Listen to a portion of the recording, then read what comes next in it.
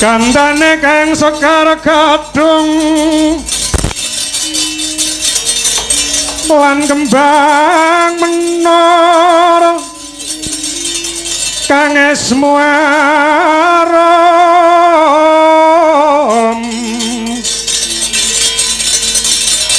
winarana yata-yatan kati kusuma mangambar-ambar mawur kuku sing dupa kemelun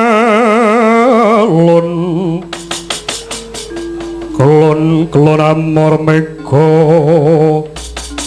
leremembo Bathara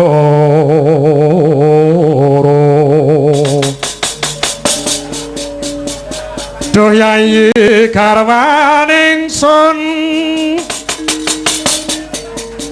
teka taman sira yayi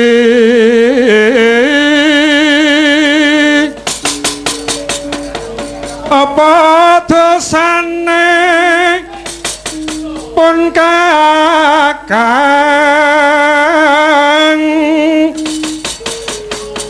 sira yayi tinggal agles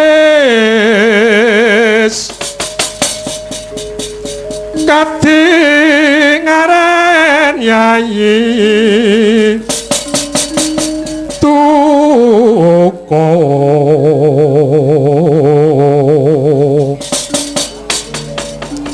Puno bata hambung abdi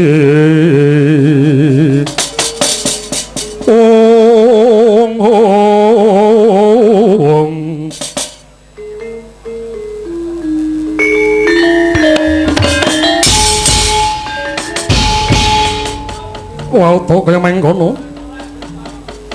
perak ginawi adoh ginawi perak ora kaya lelakon ingkang dumading praja Ngastina nenggih Haryo Suman ingkang rinten dalu kebrongok kang dadi atine miyat langening kalang yuwana laramandanun sareng dinonder kakoneng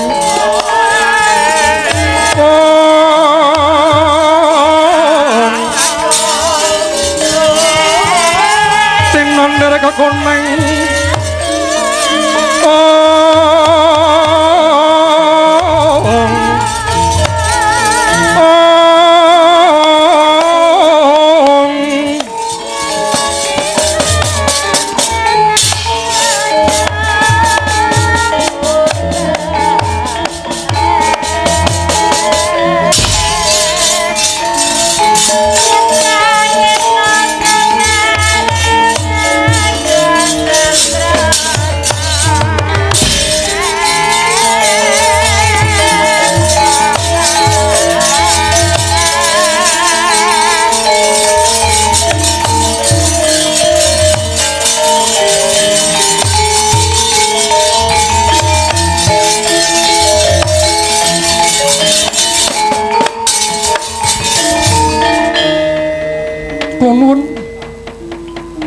Kunung sewu kakang Adipati piye Suman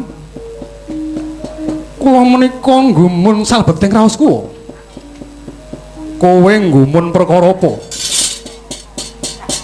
Sang Prabu Abiyasa ingkang sampun rereh keprabon emen dita wonten wukir tawu sampun tetahunan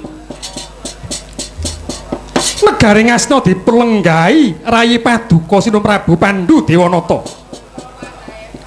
Lho, menawa sing manah kula. Paduka menika sederek sepuhipun Kakang Prabu Pandhu. Nanging menapa? Sakomplangipun dampar kedaton lan kepatihan awit patih dumya nderekaken sang penemban Wiyasa dhateng Wukir Tawu. Nanging semunipun Kakang Adipati kok namung kendelan kemawon. Monggo kula sampun matur dhateng Paduka Kakang Adipati. Mbok inggih wonten Nasrana swados Harya Suman saged lenggahi dampar kematian ning Praja Ngastina. Rene nyatanipun Kakang Adipati mboten nate nganggagapi ngedados raos kula. Lan Kakang Adipati mboten nate menggalih dhateng kamulyan kula. Mila mboten mokal wekdal mangke Kakang Prabu Pandhu mitaya dhateng tiyang liyan bebrayan. Tiyang namanipun Sucitra menika wonten Praja Ngastina namung tiyang ngenger. Namung wong melu. Menika namung tiyang meguru dhateng Kakang Prabu Pandhu.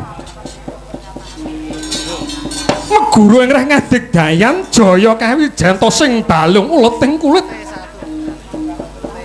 Ewadene sakmangke cinaket kaliyan sinuwun Prabu Pandhu badhe kawisuda dados patih Kakang Adipati.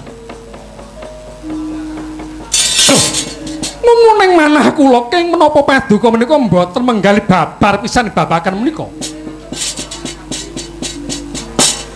Menapa Paduka lila menawi dampar kepatihan dipelenggahi tiyang sanes? Suman. Negara kang santosa iku negara kang murah sandang pangan sepisan. Kaping pindho yen ratune jejeg keblate ora menggok saka lakune adil lan bebener. Kaping telu nayaka prajane kena dipercaya. Kaping pate lakune hukum jejeg. Pengadilane praja dijagake lakune ora mban cindhe lan mban siladan. Tak kira ya Prabu Pandhu luwih pramana lan luwih pertitis pamawase nggone nyawang kahanan kang lematku iki. Apa to sababe? Yai Prabu Pandhu kok milih wong liya tinimbang karo kowe? Kowe ngilu gethokmu Suman. Kowe ana Praja Ngastina iki mung wong katut, mung wong ngenger. Kowe katut merga mbakyumu Gendari dadi bojoku. Nanging cak-camu ora Praja Ngastina ora kaya wong melu. Ora kaya wong ngenger. Cak-camu kaya ndara Suman. Lan tak kira Yai Prabu Pandhu ngerti sapa to sejane Arya Suman. Mula ora milih karo kowe. Kakang Adipati. Lajeng menapa ginanipun dene kula Paduka pasrahi momong putra Paduka Sata Kurawa? Ing nyatanipun boten sekedhik cacahipun. Putra-putra Paduka Sata Kurawa menika ing benjang betahaken kamulyan. Kurawa betahaken derajat pangkat, Kurawa betahaken kawibawan. Menawi kula Paduka pasrahi momong Sata Kurawa, kula kedah nyepeng pangmaos. Menawi kula mboten nyepeng pangaos menapa-menapa lajeng menapa ingkang badhe kula nggih momong dhateng para putra Paduka. Iki durung diwisuda. Sucitra durung diwisuda dening Yai Prabu Pandhu dadi patih. Yai Prabu Pandhu isih nimbang nyatane Sucitra diboboti bebono supaya melu sayembara pilih oleh Praja Pancala diadani Gandamana Suman.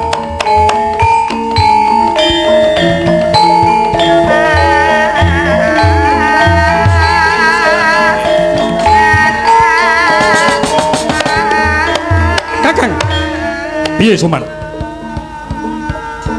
Bangganipun Sucitra menika sepinten? Menika tanding kaliyan Kakang Gandamana. Kula sampun ngertos bilih Raden Gandamana menika sati mandraguna. Mboten tedas tapak paluning pandhe sisaning grinta tanapi tedaning kikir. Kinten kula? Mboten badhe mindha damel Sucitra mesti badhe rubuh madyane palagan. Kowe aja sok ngepal karo wong Suman. Kowe aja sok ngilani dadane wong. Ya Prabu Pandhu iku ratu kang mawas ing Pramana Titis. Aja mbok anggap padha karo sak pemadamu. Nggone nibake pamilih marang Sucitra wis dianggep nganggo petung kang jlimet. Inggih. Kula badhe ningali dateng dari Pancala. Mangke ingkang leres kula menapa Kakang Adipati. Kula badhe dateng Pancala, kula badhe ngertos Sucitra kewirangan.